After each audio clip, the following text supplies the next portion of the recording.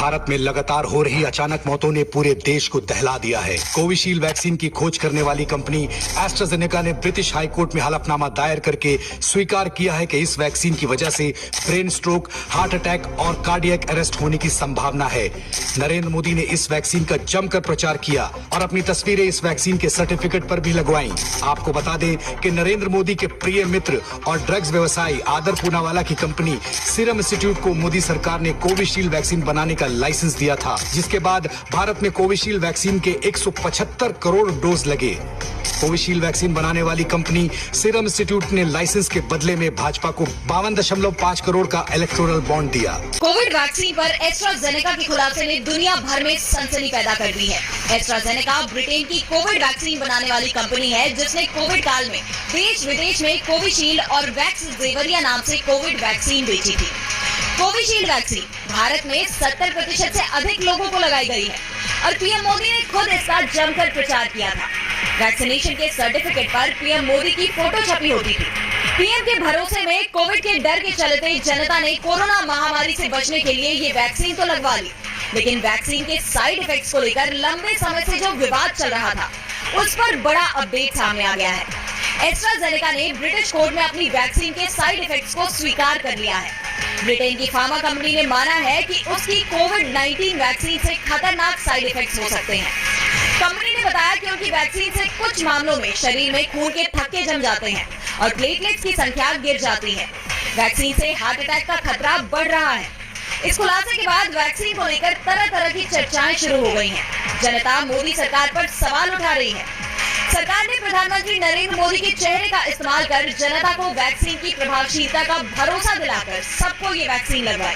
Corona के दौर में भी सरकार पर ये आरोप लगाए जा रहे थे कि वैक्सीन का ट्रायल पूरा किए बिना ही उसे मार्केट में लॉन्च कर दिया गया था। तर्क दिए जा रहे थे कि किसी भी वैक्सीन के ट्रायल के लिए 2 साल का वक्त लगता है, लेकिन कोरोना की वैक्सीन 1 साल के अंदर ही सप्लाई कर दी गई। और अब जब इन साइड इफेक्ट्स की पुष्टि हो गई है, तो मोदी सरकार ने इस पर चुप्पी साध ली है। जनता के अंदर मोदी सरकार के खिलाफ आक्रोश साफ देखा जा सकता है। वैक्सीनेशन से मौत पर केंद्र का जवाब, सरकार का जिम्मेदारी लेने से इनकार। क्या केंद्र की जगह अब कोर्ट देगा मुआवजा? कोरोना वैक्सीनेशन से हुई मौतों की जिम्मेदारी लेने से केंद्र सरकार ने साफ इनकार कर दिया है। केंद्र की तरफ से सुप्रीम कोर्ट में दायर हलफनामे में कहा गया कि मृतकों और उनके परिवार के प्रति उनकी पूरी संवेदना है, लेकिन वैक्सीनेशन के बाद किसी भी प्रतिकूल प्रभाव के लिए सरकार को जिम्मेदार ठहराया नहीं जा सकता। यानी केंद्र का कहना है कि वैक्सीनेशन से हुई मौतों के लिए सरकार बिल्कुल भी कसूरवार नहीं है। साथ ही केंद्र की तरफ से कहा गया कि वैक्सीन लगने से हुई मौतों के मामले में सिर्फ सिविल कोर्ट में याचिका दायर कर मुआवजे की मांग की जा सकती है।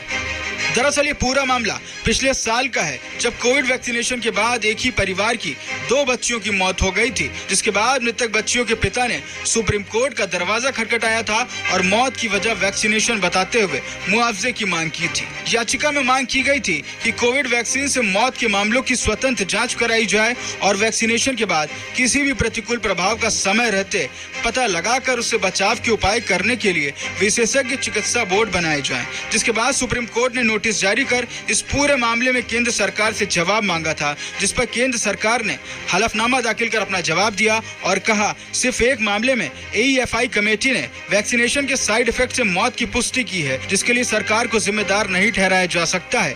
पीड़ित परिवार सिविल कोर्ट जाकर मुआवजे की मांग कर सकता है, केंद्र से नहीं। वहीं केंद्र सरकार ने हलफनामे में आंकड़े पेश करते हुए कहा कि कुल लगाई गई वैक्सीन की तुलना में ये बहुत मामूली है। 19 दिसंबर 2022 तक देश में वैक्सीन की 219.86 करोड़ डोज लगाई जा चुकी हैं। इनमें से प्रतिकूल प्रभाव के 92,114 मामले दर्ज किए गए हैं। AEFI के इन मामलों में से सिर्फ 89,332 मामले मामूली प्रतिकूल प्रभाव के थे और मात्र 2782 मामले मौत समेत अन्य गंभीर प्रतिकूल असर के हैं। वहीं हलफनामे के जरिए केंद्र ने यह भी बताया कि कोविड वैक्सीन लगवाना कानूनी रूप से अनिवार्य नहीं है। वैक्सीन लगवाने की सूचना के लिए किसी भी तरह की सहमति की जरूरत नहीं है। हालांकि भारत सरकार सभी लोगों को प्रोत्साहित करती है कि वो जनहित में वैक्सीन लगवा लें, लेकिन इसकी कोई कानूनी बाध्यता नहीं है। केंद्र सरकार ने सुप्रीम कोर्ट में हलफनामे के जरिए ये भी साफ कर दिया कि वैक्सीनेशन से हुई मौतों के लिए वो जिम्मेदार नहीं है। और तो और सरकार वैक्सीनेशन के लिए लोगों से अपील भी करती है, लेकिन वैक्सीन लगवाना या न लगवाना उन्हीं पर निर्भर करता है। एक तरफ जहां केंद्र ने मुआवजा देने से साफ इनकार कर दिया है, तो वहीं दूसरी तरफ मुआवजे के लिए सिविल कोर्ट जाने का भी ऑप्शन बताया है। हालांकि इस मामले पर अब सुप्रीम कोर्ट क्या टिप्पणी करता है ये तो आने वाले दिनों में पता चल पाए। क्या कोरोना या किसको कोरोना है बताइए आप। सरकार मानी नहीं कोरोना, फिर क्यों लगा रहे हो आपने इतना ड्राई रन ये सब। सरकार ने कब माना कोरोना? कोरोना तब सरकार मानती है जब विपक्ष के लोग कुछ कार्यक्रम करें। ये सरकार जो ताली थाली बजाने से कोरोना हटा रही थी, उसे क्या जरूरत है इतने फ्रीजर, इतनी बड़ी कोल्ड चेन बनाने की? अरे थाली ताली बजा दो, अपने कोरोना चला जाएगा। भाई आप खुद बताइए ना, आप खुद सोचिए। जिस सरकार ने ताली थाली और हेलीकॉप्टर उड़ाए हैं अस्पतालों पे, क्या जरूरत है इतनी बड़ी चेन की? क्यों वैक्सीन की क्या जरूरत है? हम लोग आप सब बिना मास्क के बैठे हुए हैं। ये केवल कोविड उनके लिए, विपक्ष के लिए कि कोई कार्यक्रम न कर ले विपक्ष, और ये चलाएंगे इसी के बहाने महंगाई, इसी के सामने बेरोजगारी, इसी से अन्याय छिपाएंगे अपना। देखिए मैं तो नहीं लगवाऊंगा अभी वैक्सीन, मैंने अपनी बात कह दी, और वो भी बीजेपी लगाएगी उसका भरोसा करूंगा मैं? अरे जाओ भाई, अरे अपनी सरकार आएगी सबको फ्री वैक्सीन लगेगी। हम बीजेपी का वैक्सीन नहीं लगवा सकते।